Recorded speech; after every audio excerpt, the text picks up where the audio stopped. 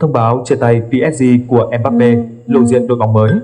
Kylian Mbappé cuối cùng đã thông báo rời PSG và gợi ý về việc chuyển nhượng đến Real Madrid. Kylian Mbappé cuối cùng đã xác nhận anh sẽ rời Paris Saint-Germain PSG vào cuối mùa giải này sau khi hết hợp đồng. Nhà vô địch World Cup 2018 người Pháp đã chia sẻ một video đầy cảm xúc trên mạng xã hội.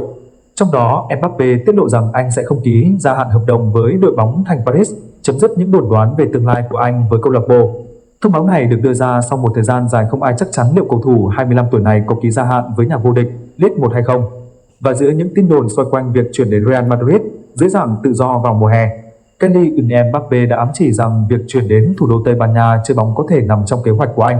Kylian Mbappé giải thích trong đoạn video rằng anh sẽ không chỉ rời PSG mà sẽ rời giải Ligue 1 của Pháp, mở ra cánh cửa truyền đến La Liga của Tây Ban Nha. Mbappé nói, thật khó. Tôi chưa bao giờ nghĩ việc công bố điều đó lại khó đến thế. Giờ đất nước của tôi, Pháp, Ligue 1, giải vô địch mà tôi luôn biết đến. Nhưng tôi nghĩ tôi cần điều này, một thử thách mới sau 7 năm. Mbappé không tiết lộ chính xác đội bóng mới của anh trong mùa giải tới, nhưng anh dự kiến sẽ gia nhập Real Madrid sau một thời gian giải được liên kết với Los Blancos. Mbappé tưởng chừng sẽ đến Bernabeu vào năm 2022 theo dạng chuyển nhượng tự do, nhưng cuối cùng anh lại gây sốc khi ký gia hạn hợp đồng với PSG. Và với việc hợp đồng đó hết hạn vào mùa hè, có vẻ như cuối cùng Mbappé sẽ chuyển đến đội bóng từng 14 lần vô địch Champions League. Thời gian chơi bóng của Kylian Mbappé ở đội chủ sân Parc des Princes không được như mong đợi, mặc dù anh đã giành được 6 chức vô địch, Ligue 1 và 3 cúp quốc gia Pháp kể từ khi anh đến vào năm 2018. Cỗ máy ghi bàn, người hiện được coi là một trong những cầu thủ xuất sắc nhất thế giới đã ký hợp đồng với PSG từ AS Monaco với giá chuyển nhượng 165 triệu bảng Anh. Mbappé không thể giúp PSG đạt được chiếc cúp, mong muốn nhất là Champions League, dù có lúc anh chơi cùng với hai ngôi sao vĩ đại Lionel Messi và Neymar. Trong phát biểu của mình, Mbappé ám chỉ rằng có lẽ anh đã không đạt được những gì người hâm mộ xứng đáng nhận được khi nói: "Tôi không phải lúc nào cũng sống xứng đáng với tình yêu mà tất cả các bạn đã dành cho tôi trong 7 năm qua. Nhưng tôi chưa bao giờ muốn lừa dối, tôi luôn muốn đạt được kết quả." Sau đó, Mbappé nói thêm rằng anh không hối hận vì chuyển đến PSG khi mới 18 tuổi. Kylian Mbappé giải thích: "Tôi không hối tiếc bất cứ lúc nào khi ký hợp đồng với câu lạc bộ danh tiếng này. Đó là câu lạc bộ mà tôi sẽ ghi nhớ suốt cuộc đời. Tôi sẽ nói với mọi người rằng tôi đã có cơ hội chơi ở đây." Kylian Mbappé ghi được 255 bàn thắng và có 108 pha kiến tạo trong 306 lần ra sân cho PSG. Mbappé vẫn còn 4 trận nữa để gia tăng số bàn thắng và kiến tạo cho PSG, trong đó có 3 trận ở Ligue 1 cùng trận chung kết Cúp Quốc gia Pháp trước khi kết thúc mùa giải. Nhưng cuộc đụng độ với Toulouse vào chủ nhật tuần này sẽ là trận đấu cuối cùng Kylian Mbappé chơi trên sân nhà Parc des Princes cho PSG, khi các trận còn lại đều diễn ra trên sân khách. Phong độ đáng kinh ngạc của Mbappé trong 7 năm ở Paris đã giúp anh luôn là cái tên sáng giá giành quả bóng vàng, dù anh chưa bao giờ đạt được.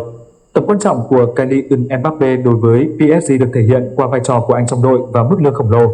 Người ta ước tính rằng hợp đồng giữa PSG với Mbappé năm 2022 đã giúp anh bỏ túi 893.000 bảng Anh trên tuần. Real Madrid không thể chi mức lương đó cho Mbappé, nhưng sức hút trong việc đầu quân cho đội bóng vĩ đại nhất lịch sử châu Âu với 14 lần vô địch Champions League là đủ đối với Mbappé. Người sẽ hy vọng thêm chức vô địch Champions League vào bộ sưu tập danh hiệu của mình sau khi đã vô địch World Cup cùng Pháp vào năm 2018. Real Madrid dường như đang xây dựng một kỷ nguyên mới của Galacticos tại Bernabeu với việc Kylian Mbappé chuẩn bị tham gia cùng những cái tên như Vinicius Junior, Jude Bellingham, Rodrigo và Federico Valverde.